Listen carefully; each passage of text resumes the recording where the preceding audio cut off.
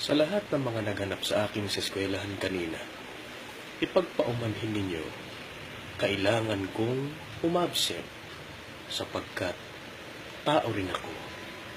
Humihina ang katawan, nagkakasakit, nasasaktan.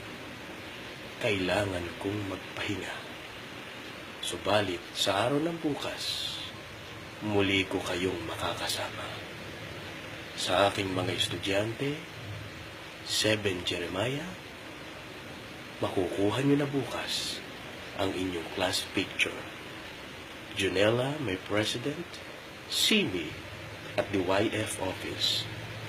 Sa ating mga mag-aaral, na muli na namang magtatanong kung sila ba ay pasado. Huwag na kayong mangamba. Ipanatag nyo na ang inyong mga kalooban.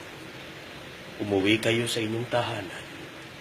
Yakapin ninyo ang inyong ina. Sabihin ninyo sa inyong ama, Itay, kung si John Lloyd at Bea may one more chance at second chance, ako pa kaya at si Sir Fabion?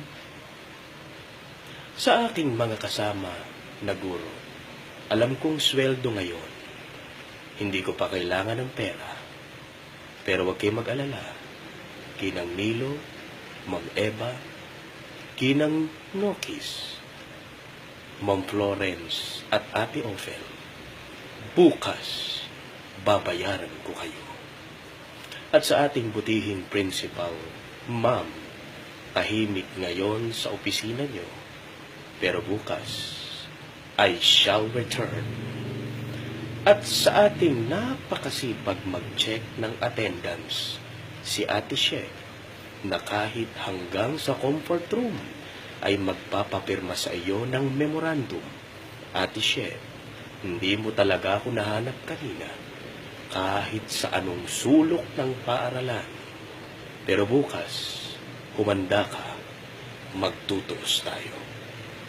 Muli, sana naging maganda ang araw na ito para sa inyong lahat. Maraming salamat.